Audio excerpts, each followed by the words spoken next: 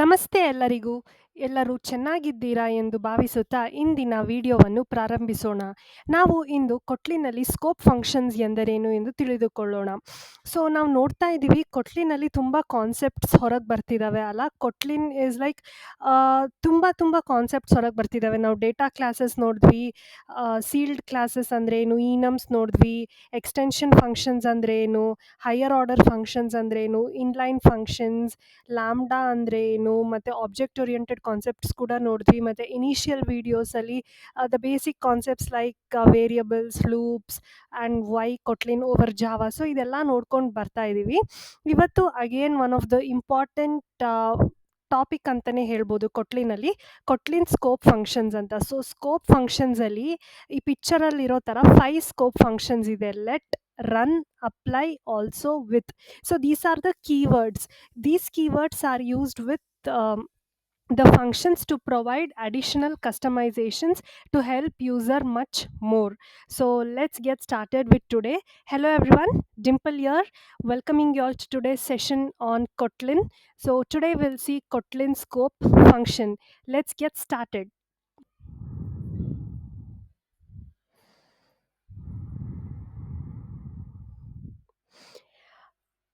These scope functions make your Kotlin code cleaner, smarter, easier to read. Scope functions. These are magical creatures. Aita. So in Kotlin, scope functions are a set of standard library functions. They are the library functions that allow you to execute a block of code within the context of an object. So when exactly these scope functions are useful? These are useful when you want to initialize or configure objects, when you want to perform null safety checks, when you want to write cleaner, more readable code, when you want to avoid repeating the object name multiple times. And one thing you have to remember, these functions don't introduce a new functionality but provide syntactic convenience. So ನಾವು ಕೊಟ್ಲಿನಲ್ಲಿ ನೋಡ್ಕೊಂಡು ಬರ್ತಿರೋ concepts ಏನು ಮಾಡುತ್ತೆ, that is not changing the underlying functionality. Underline ಫಂಕ್ಷನಾಲಿಟಿನ change ಮಾಡ್ತಿಲ್ಲ ಯಾವ concepts, but it will provide a wrapper like syntactic convenience. Convenience ಜಾಸ್ತಿ ಯೂಸರ್ಗೆ ಕೊಟ್ಲಿನ್ನೇ ಯೂಸ್ ಮಾಡಬೇಕು ಜಾವಾಗಿನ್ನ ಅಂತ ಹೇಳೋಕ್ಕೆ ಹಲವಾರು ರೀಸನ್ಸ್ ಕೊಟ್ಲಿನ್ ನಮ್ಗೆ ಆಲ್ರೆಡಿ ತೋರಿಸ್ಕೊಡ್ತಾ ಇದೆ. It's user friendly and less number of lines and it's making much better and better by providing all this functionalities. ಅದರಲ್ಲಿ ಒಂದು ಸ್ಕೋಪ್ ಫಂಕ್ಷನ್ಸಲ್ಲಿ 5 ಮ್ಯಾಜಿಕಲ್ ಕ್ರಿಯೇಚರ್ಸ್ ಇದೆ. ಅಂದರೆ 5 different keywords or 5 different types of scope functions are there. They are let, run, apply, also and with. So ಒಂದೊಂದಾಗಿ ಅದೇನಂತ ನಾವು ನೋಡೋಕ್ಕೆ ಹೋಗೋಣ. ಮೊದಲನೇ scope function let. When to use this? For null checks and chaining call. So ನಾವೇನಾದರೂ null check ಮಾಡಬೇಕಂದ್ರೆ before attempting a piece of code or before executing a piece of code null check ಮಾಡಬೇಕಂದ್ರೆ that time we use let function and reference used is it and it returns the lambda. So next ನಾವು ನೋಡೋಣ. Layman ಟರ್ಮಲ್ಲಿ ಹೇಳಬೇಕಂದ್ರೆ ಯಾವಾಗ use ಮಾಡ್ತೀವಿ? Okay, hey, if I have this thing, do something with it. ನನ್ನ ಹತ್ರ ಇದಿದೆ ಅಂದರೆ ಏನಾದರೂ ಅದ್ರ ಜೊತೆ ಮಾಡು ಅಂತ, ಆಯಿತಾ? So it is used for null safety, changing operations. It refers to keyword ಯಾವ್ದು ಯೂಸ್ ಮಾಡುತ್ತೆ ಅಂದರೆ ಇಟ್ ಯೂಸ್ ಮಾಡುತ್ತೆ. And it returns whenever is what is inside the last line of the block. So ಇನ್ನೊಂದು ಸಾರಿ ಹೇಳ್ತಿದ್ದೀನಿ, let function ಯಾವಾಗ use ಮಾಡಬೇಕಂದ್ರೆ use it when you want to do something with the result or avoid null check. So simple ಆಗಿ let ಯಾವಾಗ use ಮಾಡಬೇಕಂದ್ರೆ ನಲ್ check ನಾವು ಇಂಟ್ರೊಡ್ಯೂಸ್ ಮಾಡುವಾಗ. ಸೊ ಕೊಟ್ಲಿನಲ್ಲಿ one of the powerful function ಏನಂದರೆ it has much better null checks compared to Java. That's why we do not come through all this null pointer exceptions and all that. So ಇಲ್ಲಿ ನಾನು example ಕೊಡ್ತಾ ಇದ್ದೀನಿ.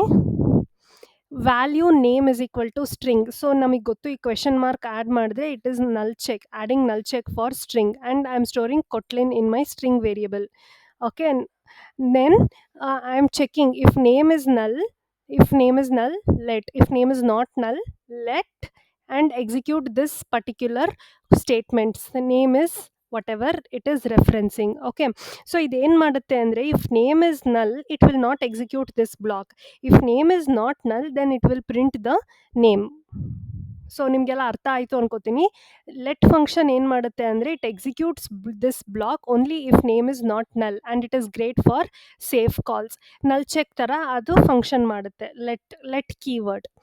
Next ಹೋಗೋಣ ನಾವು run ಯಾವಾಗ use ಮಾಡೋದು? Operate on an object and return a result. Okay, ಈಸಿಯಾಗಿ ಹೇಳಬೇಕಂದ್ರೆ do a bunch of stuff and tell me the result ಆ ಥರ ಹೇಳ್ತೀವಲ್ಲ, ನಾವು ಕಮ್ಯಾಂಡ್ ಮಾಡ್ತೀವಲ್ಲ, do a bunch of stuff and tell me the result. For those things we use this run keyword. So let's see with an example. So when to use run? Use it when you want to operate on an object and return a result. ಸುಮ್ಮನೆ ನಾನು object ಮೇಲೆ few operations perform ಮಾಡಿ ರಿಸಲ್ಟ್ನ return ಮಾಡಬೇಕು. In those cases I use run keyword. For example ಇಲ್ಲಿ message is equal to hello dot run ಅಂತ I'm calling dot run. Okay, this is the syntax, and in my print statement I'm running on hello ಅಂತ ಇದು ಬರುತ್ತೆ, running on ಅಂತ. This plus world. So ನಂದು output ಏನಾಗುತ್ತೆ? This plus world. So print LN ಮೆಸೇಜಕ್ಕೆ ಹೋದರೆ hello world ಅಂತ ಬರುತ್ತೆ. ಸೊ ನಿಮ್ಗೆ ಅರ್ಥ ಆಯಿತು ಅನ್ಕೋತೀನಿ. Whenever we want to initialise, compute and return value, we use this run function. Changes the string and give you the result. So basically run ಯಾವುದಕ್ಕೆ? ನಾವೇನೋ ಒಂದು ಇನಿಷಿಯಲೈಸೇಷನ್ ಮಾಡ್ತೀವಿ, ಚೇಂಜ್ ಮಾಡುತ್ತೆ, ಸ್ಟ್ರಿಂಗ್ನ ರಿಸಲ್ಟ್ ಕೊಡುತ್ತೆ. ಇಲ್ಲೂ ಕೂಡ ನನ್ನ ಮೆಸೇಜ್ನ ಹೆಲೋ ಅಂತ ಇನಿಷಿಯಲೈಸ್ ಮಾಡಿದ್ದೀನಿ. And inside my run function world, this ಅಂದರೆ hello plus world, hello world ಅಂತ ಕರಿತಾ ಇದ್ದೀನಿ. ಸೊ ಪ್ರಿಂಟ್ ಎಲ್ಎನ್ ಮೆಸೇಜ್ ಏನು ಔಟ್ಪುಟ್ ಕೊಡುತ್ತೆ? ಹೆಲೋ ವರ್ಲ್ಡ್ ಅಂತ ಕೊಡುತ್ತೆ. ಇದೇನು ಔಟ್ಪುಟ್ ಕೊಡುತ್ತೆ? Running on hello. So this keyword is nothing but whatever input I am passing. running on hello, ಇಲ್ಲಿ ನಾನು ಪ್ರಿಂಟ್ ಮಾಡಿಲ್ಲ ಔಟ್ಪುಟ್, ಬಟ್ ಈ ಮೆಸೇಜ್ ಪ್ರಿಂಟ್ ಮಾಡಿದ್ರೆ hello world. So basically changes the string and give you the result. ಏನೋ ಒಂದು computation ಮಾಡಿ return result ಕೊಟ್ಟಾಗ ನಾವು ರನ್ ಯೂಸ್ ಮಾಡ್ತೀವಿ. Next magical function is apply. So we saw let, we saw run, next we are seeing apply scope function. So apply will update the object within apply and returns it. Okay, so object updation ಬೇಕಾದಾಗ, for example when I use apply, I will tell the Kotlin system I want to build something, help me to configure it ಅಂತ ಹೇಳಿದಾಗ I use run function. So configuring object. So I use this apply function whenever I want to do some configurations to my object. For example, paint.apply ಅಂತ use ಮಾಡ್ತಿದ್ದೀನಿ. Colour is red, style is fill. ಒಂದು ಆಬ್ಜೆಕ್ಟ್ನ ನಾನು describe ಮಾಡಬೇಕು, ನನ್ನ ಪ್ರಕಾರ customise ಮಾಡಬೇಕು, ನನಗೆ ಹೇಗೆ ಬೇಕಾಗಿ ಕಾನ್ಫಿಗರ್ ಮಾಡಬೇಕು ಅನ್ನೋ ಕೇಸಸಲ್ಲಿ ನಾನು ಅಪ್ಲೈ ಫಂಕ್ಷನ್ ಯೂಸ್ ಮಾಡ್ತಿದ್ದೀನಿ. And it's common in object builders, cleaner than writing multiple codes. So use apply when setting properties or initializing an object.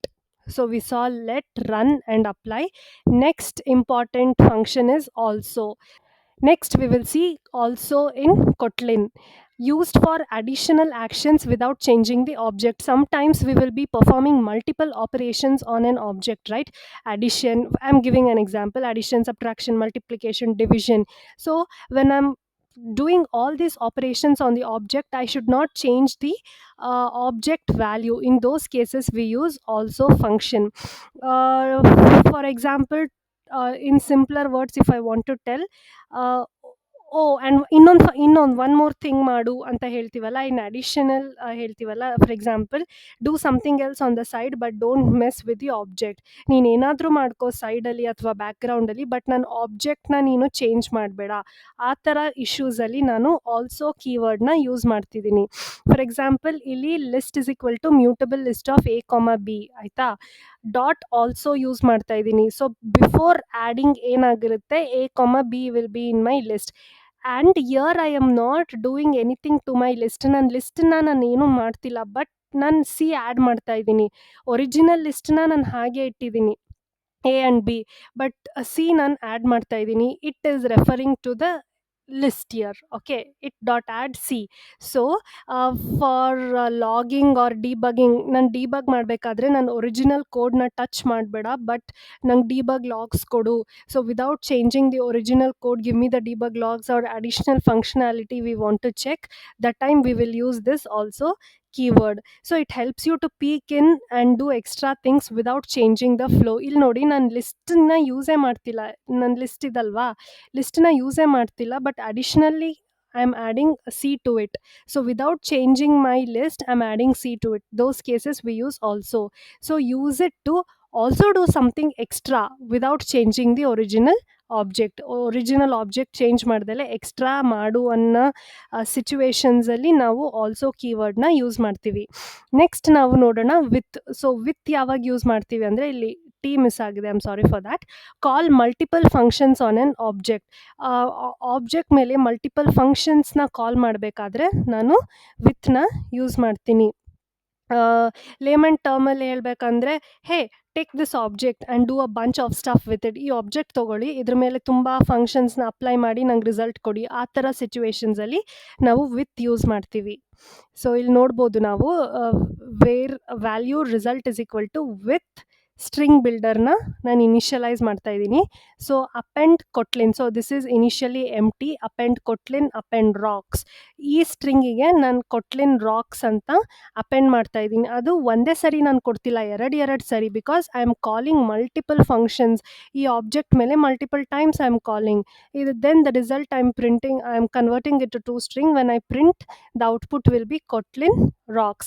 So when you don't need to return the object itself, just want to compute something, that time we basically use this with function.